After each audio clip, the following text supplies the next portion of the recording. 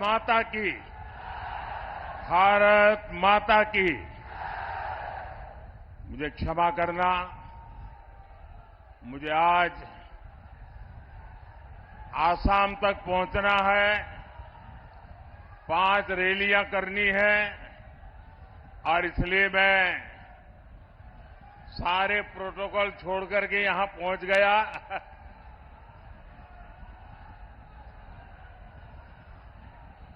विश्वविख्यात ज्ञान और मोक्ष के पवित्र नगरी गया जी के हम प्रणाम कर ही भगवान विष्णु, भगवान बुद्ध के इस तपस्थली के हम नमन करिए। ये वो धरती है जिसने मगध का ऐश्वर्य देखा है, जिसने बिहार का वैभव देखा है। संयोग से आज जब मैं गया जी आया हूं तो नवरात्रि भी है और आज ही सम्राट अशोक की जयंती भी है। भाइयों और बहनों, सदियों बाद आज एक बार फिर भारत और बिहार अपने उस प्राचीन गौरव को लौटाने के लिए आगे बढ़ रहा है। ये चुनाव विकसित भारत, विकसित बिहार के उसी संकल्प का चुनाव है। गया की धरती पर उमड़ा ये जन सैलाब, ये अपार जन समर्थन, आपका ये उत्साह साफ बता रहा है कि फिर एक बार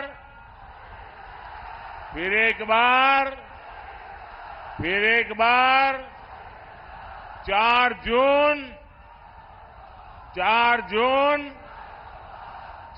जून गया। और मैं अभी यहां जब आ रहा था एयरपोर्ट से, लोग पैदल यहां तक पहुंचने के लिए चल रहे हैं। हो सकता है मेरा भाषण पूरा होने तक वो पहुंच पाएंगे कि नहीं। बहुत बड़ी मात्रा में लोग हाथ में झंडे लेकर के चल रहे हैं। ये प्यार, ये आशीर्वाद मैं कभी भी भूल नहीं सकता हूं जी।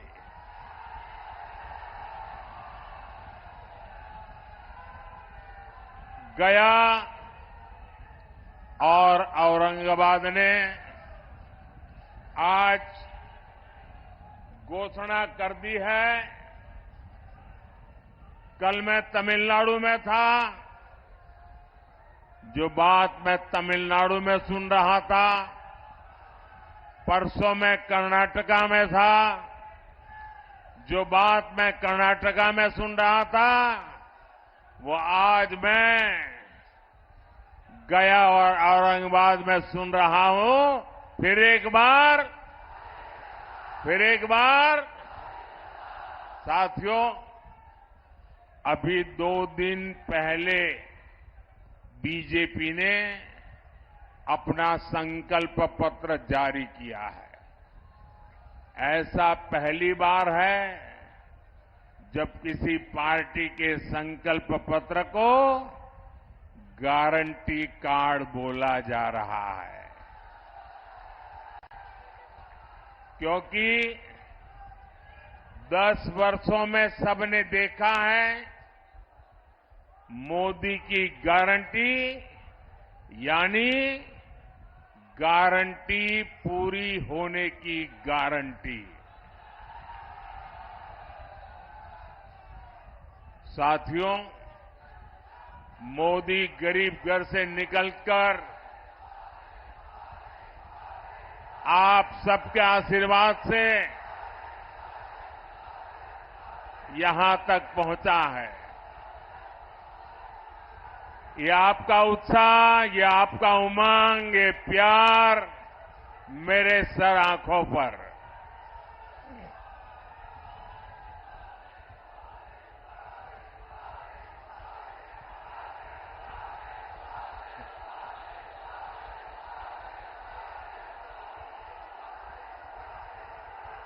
मैं आपका ये प्यार जीवन भर मेरे कानों में गूंजता रहेगा।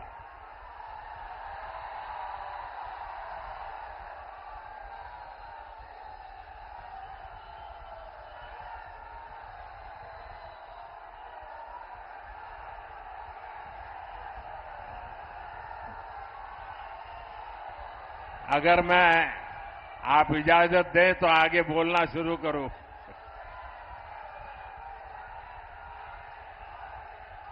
ये ऊर्जा बचाए रखिए, 4 जून को भी जरूरत पड़ेगी।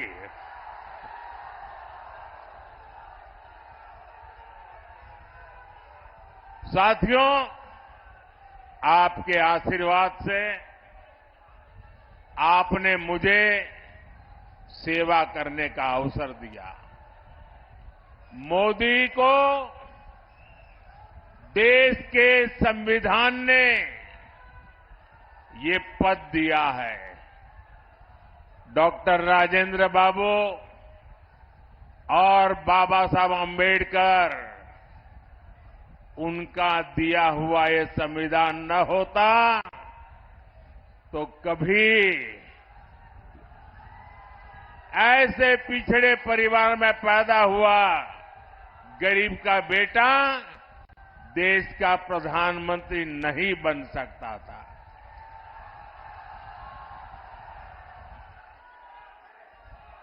भाइयों बहनों, हमारा देश विविधताओं से भरा हुआ है। अनेक आप बैठिए भाई, प्लीज। आप जरा ज्यादा कर रहे हैं, बैठिए।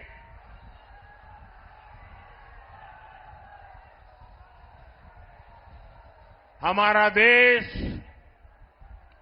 विविधताओं से भरा हुआ देश है। अनेक भाषाएं, अनेक बोलियां, अनेक रीति रिवाज, अनेक परंपराएं, अनेक प्रकार के पहनाव, अनेक प्रकार की जीवन शैलियां, अनेक प्रकार के खान पान, एक प्रकार से हमारा देश विविधताओं से भरा हुआ देश है, वैविध्य से भरा हुआ देश है और हर प्रकार की मत मान्यता वाला देश है, हर प्रकार के पथ संप्रदाय वाला देश है। ऐसे में देश के उज्जवल भविष्य को चलाने के लिए नियमों के अंतर्गत आगे बढ़ाने के लिए हमारे पास एक ही पवित्र व्यवस्था, हमारा संविधान है। हमारा संविधान हम सबके लिए एक पवित्र है। संविधान निर्माताओं का सपना था कि भारत समृद्ध बने, लेकिन दशकों तक देश पर राज करने वाली कांग्रेस ने मौका गंवा दिया, देश का समय गंवा दिया। 25 करोड़ देशवासियों को गरीबी से बाहर निकाला है आपके सेवक ने, मोदी ने।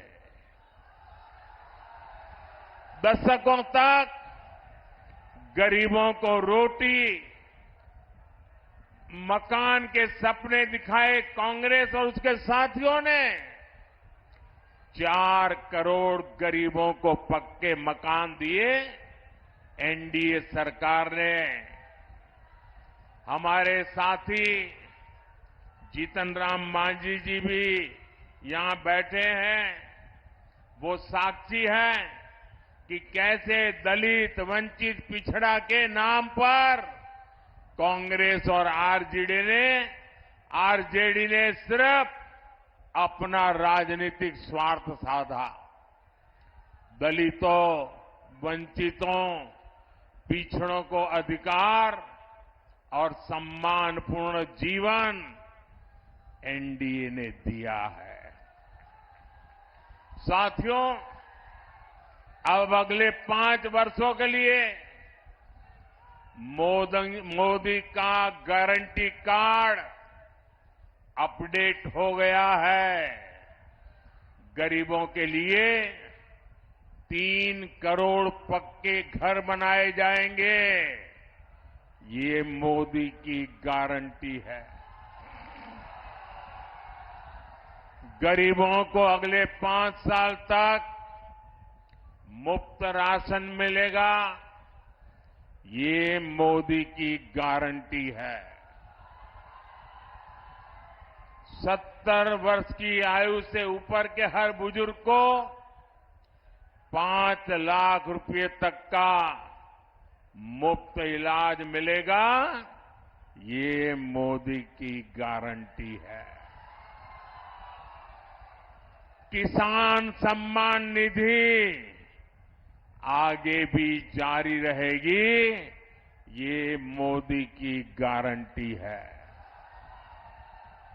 बीजेपी के संकल्प पत्र में समाज के हर वर्ग, हर क्षेत्र के लिए विकास का ठोस रोड मैप बनाया गया है। यहां डोभी क्षेत्र की तस्वीर भी औद्योगिक कॉरिडोर से बदलने वाली है। इससे यहां के युवाओं को रोजगार के लिए बाहर नहीं जाना पड़ेगा। साथियों, बीते 10 साल में देश में एक ऐसी क्रांति आई है जिसकी उतनी चर्चा नहीं होती। ये क्रांति देश के महिला स्वयं सहायता समूह द्वारा की गई है। पिछले 10 साल में 10 करोड़ महिलाएं सेल्फ हेल्प ग्रुप से जुड़ी है। बिहार में भी 1.25 करोड़ बहनें इस मुहिम से जुड़ी है। अरे हमारे गया जी में भी 5.25 लाख बहनें इन समूहों से जुड़ी है। जब कांग्रेस की सरकार थी तो महिला स्वयं सहायता समूहों को बिहार में 150 करोड़ रुपए से भी कम मदद दी जाती थी। एनडीए सरकार के 10 साल में इन्हीं महिला समूहों को 40,000 करोड़ रुपए से ज्यादा दिए गए हैं। इसी प्रयास से अकेले बिहार में 12 लाख से ज्यादा महिलाएं लखपति दीदी बनी है। अब मोदी ने देश की 3 करोड़ महिलाओं को लखपति दीदी बनाने का अभियान शुरू किया है। इसका बहुत बड़ा लाभ बिहार की महिलाओं को होगा। साथियों, हमारे एजेंडे में विकास भी है और विरासत भी है। यहां नॉर्थ कोयल प्रोजेक्ट कितने लंबे अरसे से लटका हुआ था, ये आप भी जानते हैं। ये एनडीए सरकार है जो इसे पटरी पर लाई है। इस प्रोजेक्ट के पूरा होने से गया और औरंगाबाद के किसानों को सिंचाई की बहुत बड़ी सुविधा मिलेगी। हमारी ही सरकार में प्रसाद योजना के तहत देश के 12 प्राचीन ऐतिहासिक धरोहरों में गया जी को भी शामिल किया गया है।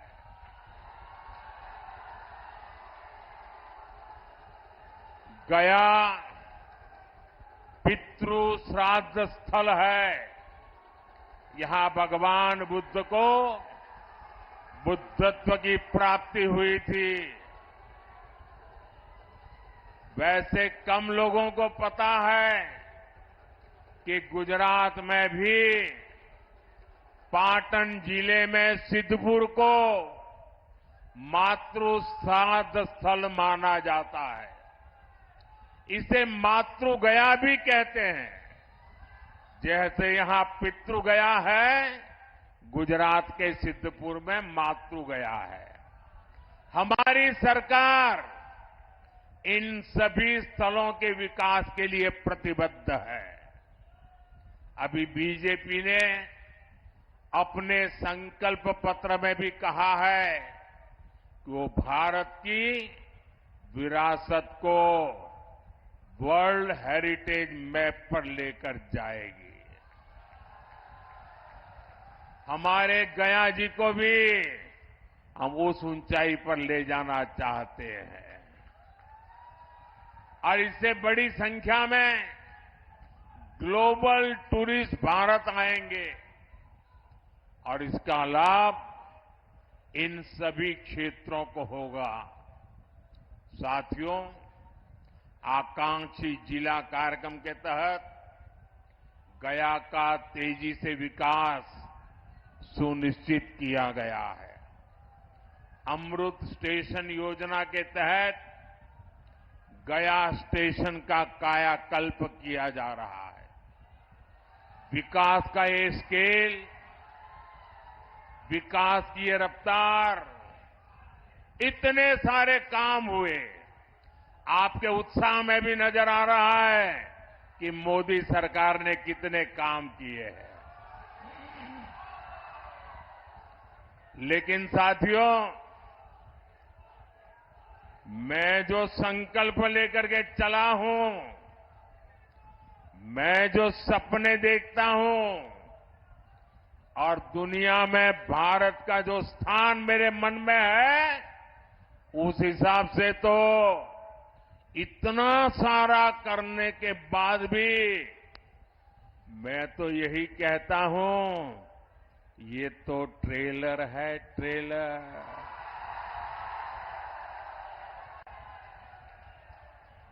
अभी तो मुझे देश के लिए बहुत कुछ करना है। बिहार के लिए बहुत कुछ करना है। साथियों, बिहार के लोग जानते हैं, ये चुनाव दल का नहीं, देश का चुनाव है। आज एक और देश की संस्कृति पर गर्व करने वाले हम लोग हैं, तो दूसरी ओर हमारी आस्था को नीचा दिखाने वाले लोग हैं। कल रामनवमी का पावन पर्व है।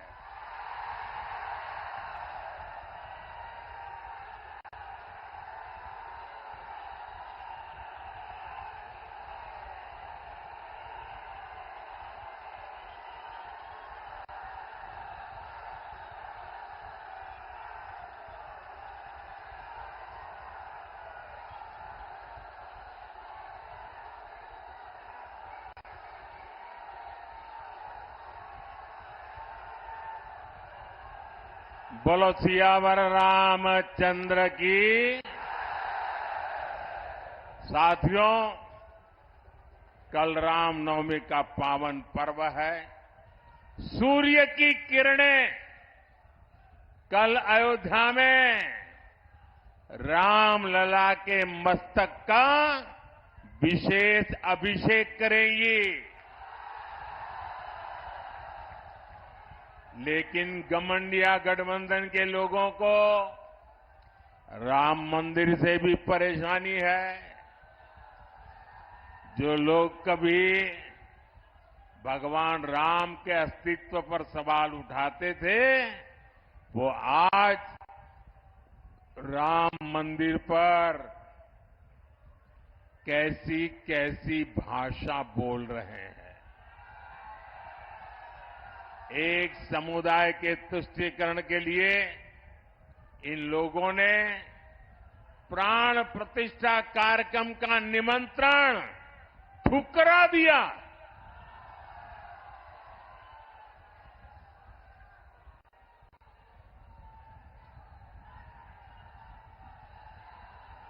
ये हमारे देश का संस्कार नहीं है। ये हमारे देश की परंपरा नहीं है।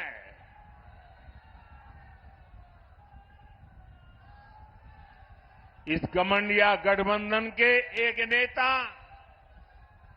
कांग्रेस के विरोध तो खुलेआम कहते हैं कि वो हिंदू धर्म की शक्ति का विनाश कर देंगे। आज नवरात्रि का पावन पर्व है। हम शक्ति के उपासक हैं। क्या इस शक्ति का विनाश कोई कर सकता है क्या? ये शक्ति का विनाश कोई कर सकता है क्या? और जो शक्ति का विनाश करने निकले हैं, उनका क्या होगा? उनका क्या होगा? साथियों, ये ऐसा कुनबा भी इकट्ठा हुआ है, भांति भांति के उनके साथी, उनके एक दूसरे साथी वो कहते हैं, ये हमारा जो सनातन है ना, ये सनातन तो वो डेंगू मलेरिया कहते हैं। क्या ये सनातन का अपमान है कि नहीं है? आपको मानना न मानना आपकी मर्जी, आप पर कोई प्रतिबंध नहीं है। लेकिन उसको डेंगू मलेरिया कहना, ये सनातन का अपमान है कि नहीं है? हमारे ऋषियों मुनियों का अपमान है कि नहीं है? हमारे पूर्वजों का अपमान है कि नहीं है? आप मुझे बताइए, ये लोग क्या एक भी सीट जीतने के योग्य है क्या? इनको सजा मिलनी चाहिए कि नहीं मिलनी चाहिए? पूरे बिहार में से एक एक को साफ करना चाहिए कि नहीं करना चाहिए? साथियों, घमंडिया अलायंस के पास न कोई विजन है, न कोई विश्वास है। ये लोग जब वोट मांगने जाते हैं तो भी नीतीश जी के कामों पर वोट मांगते हैं। ये लोग क्यों नीतीश जी के कामों का, केंद्र सरकार के कामों का क्रेडिट खाते हैं? वो पूरा बिहार जानता है। आरजेडी ने भी इतने वर्षों तक बिहार पर राज किया है, लेकिन इनकी हिम्मत नहीं है कि अपनी सरकारों ने क्या काम किए उसकी चर्चा कर ले। बिहार में जंगल राज का सबसे बड़ा चेहरा आरजेडी है। भ्रष्टाचार में बिहार में भ्रष्टाचार का दूसरा नाम आरजेडी। बिहार की बर्बादी की सबसे बड़ी गुनहगार चारा घोटाले के नाम पर वोट मांगने वाले, क्योंकि उस पर तो अदालत से चारा चोरी की है, गरीबों को लूटा है, अदालत ने मोहर लगा दी है भाई।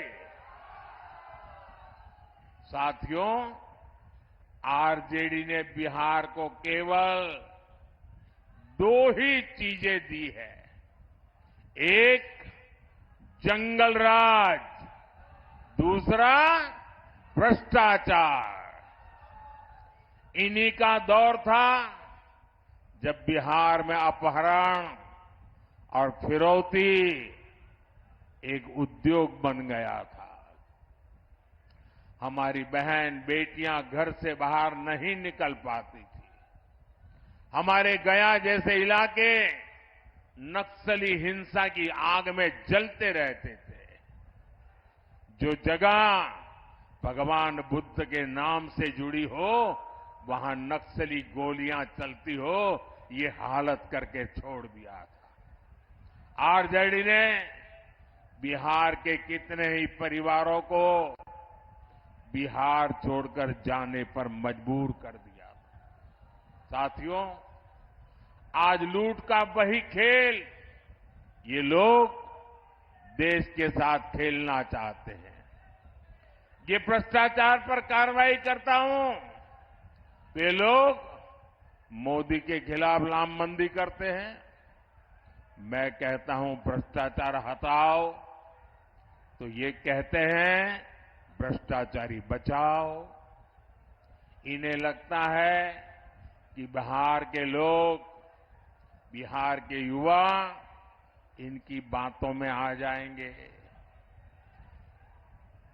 स्मार्टफोन के जमाने में बिहार के युवा, हमारे स्मार्ट युवा कभी जंगल राज वालों के साथ नहीं जाएंगे। आप मुझे बताइए, आप सब मोबाइल रखते हैं कि नहीं रखते हैं? रखते हैं कि नहीं रखते हैं? क्या लालटेन से मोबाइल चार्ज होगा क्या? ना, लालटेन से मोबाइल भी चार्ज हो सकता है क्या? ये लालटेन के जमाने वाले लोग आपको आधुनिक युग में नहीं जाने देंगे दोस्तों। ये आरजेडी का राज होता तो आपके मोबाइल की बैटरी भी चार्ज नहीं हो पाती। साथियों, पूरी दुनिया में इस समय अस्थिरता है। देश को आज एक मजबूत और बड़े फैसले लेने वाली सरकार की जरूरत है और इसके लिए एनडीए की गया लोकसभा सीट से हमारे वरिष्ठ नेता जीतन राम मांझी जी और औरंगाबाद से मेरे साथी सुशील कुमार सिंह जी को विजयी जरूर कर बनाएंगे। जीतन राम मांझी जी बिहार में दलित समाज का चेहरा है। सुशील जी बीजेपी के मेरे वरिष्ठ साथी हैं, संसद में मेरे वरिष्ठ साथी हैं। साथियों, जो उत्साह आज मैं यहां देख रहा हूं, आपको 19 अप्रैल को इतने ही प्रचंड उत्साह से मतदान करना है और बहुमत से इनको विजयी बनाना है। भाइयों बहनों, मेरे भाषण की शुरुआत में मैंने संविधान का जिक्र किया था। जो लोग संविधान को राजनीतिक हथियार के नाते उपयोग करना चाहते हैं, वे जरा कान खोल करके सुन लें। पिछले 3 दशक से आपने लोगों को डराए रखने के लिए, लोगों को भयभीत रखने के लिए भांति भांति की विकृत नैरेटिव्स, विकृत कथाएं प्रचलित की है। कभी आप कहते थे कि आरएसएस बीजेपी आएगी तो देश जल जाएगा, बच नहीं पाएगा। पिछले 30 साल से हम अनेक राज्यों में सरकार चला रहे हैं। अटल जी के समय से हम देश की सत्ता से साथ आते जाते रहे हैं, लेकिन इस देश को सबसे ज्यादा शांति का समय हमारे कालखंड में मिला है। ये लोग कभी कहा करते हैं, अगर आरएसएस बीजेपी वाला आए तो लघुमतियों को देश छोड़ करके भागना पड़ेगा। आज भी वो आन बान शान के साथ सरकार की सभी योजनाओं का लाभ लेकर के गुजारा कर रहे हैं, प्रगति कर रहे हैं। पहले कहते रहते थे कि लोग पुराणपंथी है, ये प्रगतिशील लोग नहीं है। हमने दिखा दिया चंद्रयान पर जाने की ताकत किसमें है। वैसे ही अब वो पिछले 25-30 साल से एक पुरानी रिकॉर्ड घुमा रहे हैं। जब भी बीजेपी आगे बढ़ती है तो संविधान का राजनीतिक शस्त्र के लिए उपयोग करते हैं और झूठ फैलाते हैं। संविधान बदल देंगे, संविधान बदल देंगे। भाइयों बहनों, लिख के रखिए, मोदी तो क्या, बीजेपी तो क्या, स्वयं बाबा साहब आंबेडकर भी इस संविधान को नहीं बदल सकते हैं।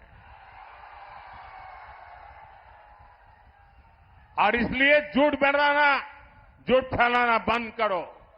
और भाइयों बहनों, इनको पता होना चाहिए, ये जो संविधान सभा थी, डॉक्टर राजेंद्र बाबू नेतृत्व करते थे। बाबा साहब आंबेडकर का दिल, दिमाग और कलम उसको शब्दों में डाल रहा था और देश के गणमान्य लोग अनेक महीनों तक बैठ करके विचार विमर्श करके देश की भावनाओं को समझ करके, देश की सामाजिक परिस्थितियों को समझ करके हमारे संविधान का निर्माण किया है। और जो लोग सनातन को गाली देते हैं ना, वो भी कान खोल करके सुन लो। ये जो संविधान इतना महान बना है, ये जो संविधान हमें देश को आगे ले जाने की ताकत देता है, इस संविधान को बनाने के लिए जो संविधान सभा थी, उसमें 80-90% से भी ज्यादा, 80-90% से भी ज्यादा सबके सब सनातनी थे। और उन सनातनियों ने इतना उत्तम संविधान बनाने में बाबा साहब आंबेडकर का साथ दिया है। और इसलिए हकीकत तो यह है कि देश की आजादी के बाद संविधान को राजनीति का हथियार नहीं, संविधान को श्रद्धा के रूप में जन मन में प्रस्थापित करना चाहिए था। और हमारा देश ऐसा है जो रामायण में आस्था रखता है, महाभारत में आस्था रखता है, गीता में आस्था रखता है, वो आज के युग में संविधान के प्रति भी उतनी ही आस्था रखता। लेकिन आपने संविधान का राजनीतिकरण करने की कोशिश की है। हमने संविधान के प्रति आस्था पैदा करने के लिए लगातार कोशिश की है। जब पार्लियामेंट में मैं ये प्रस्ताव लेकर के आया कि हमने देश में संविधान दिवस मनाना चाहिए, तब कांग्रेस पार्टी के नेता श्रीमान खरगे जी ने पार्लियामेंट में उसका विरोध किया था। उन्होंने कहा था, अरे 26 जनवरी तो है, संविधान दिवस की क्या जरूरत है। उनको ये समझ नहीं आया कि भारत के संविधान के प्रति निरंतर श्रद्धा पैदा करते रहना चाहिए, संस्कार बनना चाहिए। हमने संविधान दिवस को हर स्कूल में बच्चों के सामने संविधान का पाठ हो, प्रियम्बल का पाठ हो, वचनबद्धता आए, इसके लिए परंपरा प्रारंभ की है। और आज भी संविधान दिवस पर सुप्रीम कोर्ट 2 दिन का सेमिनार करती है, पार्लियामेंट में चर्चा होती है। इतना ही नहीं, संविधान को 75 साल हो रहे हैं। संविधान के 75 साल मनाने का सबसे बड़ा कार्यक्रम हमने प्रारंभ किया है। इतना ही नहीं, हम चाहते हैं कि संविधान सिर्फ अदालतों में दलील के लिए काम आए इतना पूरता नहीं है। संविधान हमारे जीवन को, हमारे संस्कारों को, हमारी भावनाओं को नई ताकत देने वाला संविधान वो ताकत है जिसको हमें दिलों तक पहुंचाना है। आपके लिए संविधान राजनीति का हथकंडा होगा, हमारे लिए संविधान श्रद्धा का केंद्र है, हमारे लिए संविधान आस्था का केंद्र है, हमारे लिए संविधान आने वाले 2047 के सपनों को पूरा करने का हमारा मार्गदर्शक है। और उसको लेकर के हम स्वतः आजाद भारत को विकसित भारत की ऊंचाई तक ले जाने का संकल्प लेकर के चल रहे हैं। और इसलिए भाइयों बहनों, भारत के संविधान को इस प्रकार से गली मोहल्ले में ठोकरें मारने वालों लोगों को भारत के सार्वजनिक जीवन में कोई जगह नहीं है। अगर सामाजिक न्याय लाने की ताकत है तो हमारे संविधान में है। बिन सांप्रदायिक की सच्ची भावना को उजागर करने की ताकत है तो हमारे संविधान में है। और हम बड़ी श्रद्धा के साथ, इतना ही नहीं, बाबा साहब आंबेडकर को जो सम्मान हमने दिया है, आपको बोलने का अधिकार तक नहीं है।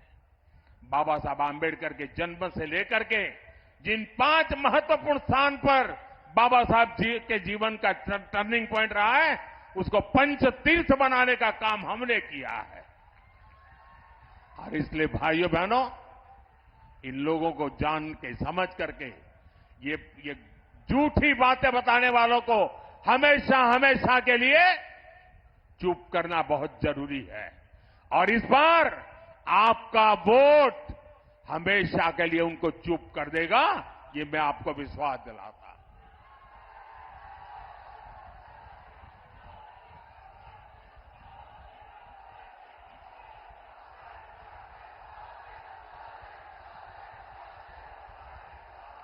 भाइयों बहनों, ये लोग कहते हैं 400 पार क्यों?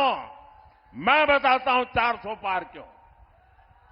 देश की जनता ने तय किया है 400 पार, क्योंकि देश की जनता 2047 में हिंदुस्तान को विकसित देना चाहती है।